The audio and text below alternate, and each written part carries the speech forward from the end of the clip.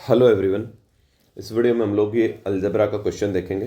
SSC CGL 2024 का पूछा गया एक क्वेश्चन है। बहुत ही अच्छे लेवल का एक क्वेश्चन है।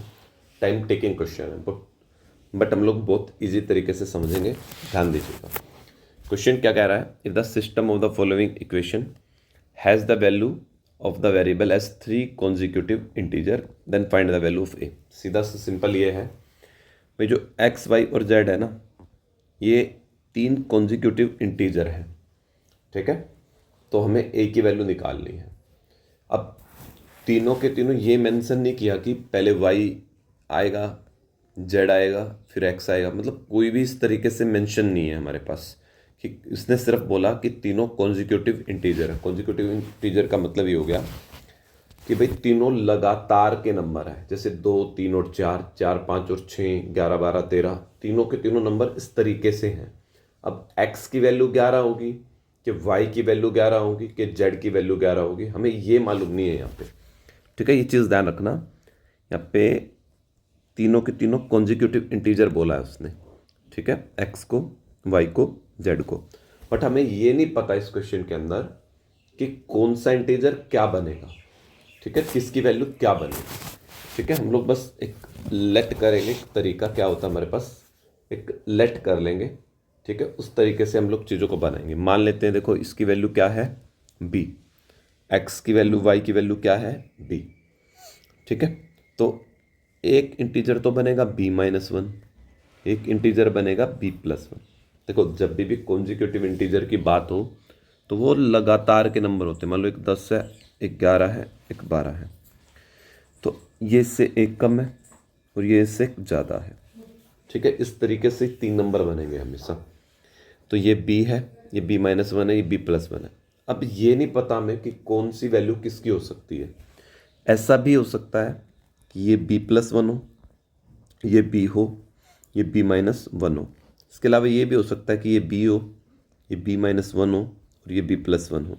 इसके अलावा ये भी हो सकता है ये b हो, ये b+1 हो और ये b-1 हो। इसके अलावा ये भी हो सकता है कि ये b हो, ये b-1 हो और ये b+1 हो। या फिर ये b हो, ये b-1 हो और ये b+1 हो। ये 6 प्रोबेबिलिटी हमारे यहाँ पे बन सकती है।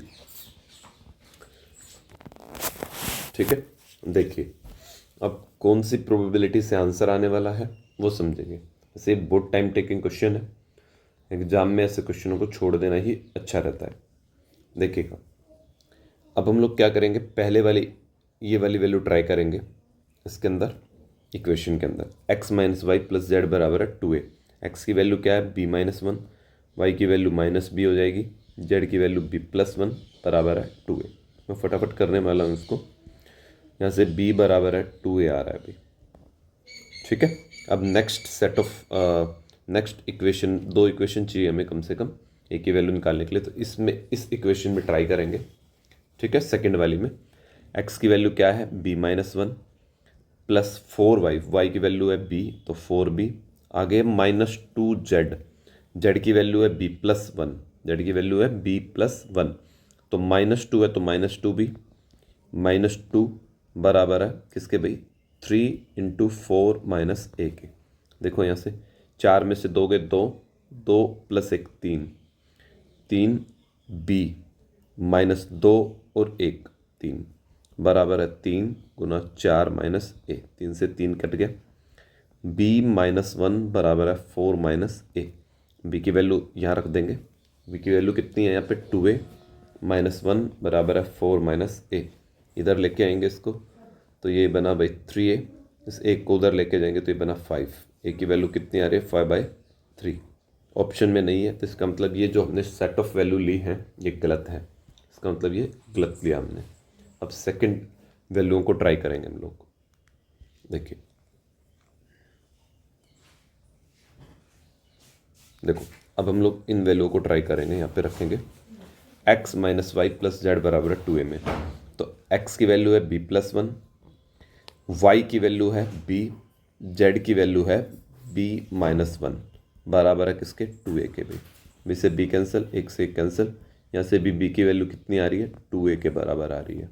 अब सेकंड वाली इक्वेशन में रखेंगे ये वाली वैल्यू तो b + 1 x है पहले, फिर +4y, y की वैल्यू है b तो 4b, z -2z है, z की वैल्यू है b -1 तो रखेंगे माइनस का 2b, माइनस माइनस +2 बराबर है 3 × 4 - a। तो ये बना 2b और एक ये b है, तो कितना हो गया 3b +3 बराबर है 3 × 4 - a। 3 से 3 कैंसिल हो जाएगा, तो ये बना b + 1 बराबर है 4 - a। b की वैल्यू यहाँ से रख देंगे, 2a + 1 बराबर है 4 - a। 2a और a कितना हो गया 3a, 1 4 में से घटाओगे तो 3, a की वैल्यू कितनी आ रही है 1, और ये हमारे ऑप्शन में है, यही हमारे क्वेश्चन का आंसर रहेगा। Thank you. और इसी तरीके से हम लोग नेक्स्ट ट्राई करेंगे, अगर इससे आंसर नहीं आता तो हमारा, ठीक है। नेक्स्ट की 4 वैल्यू और हम लोग ट्राई करने वाले थे। ओके।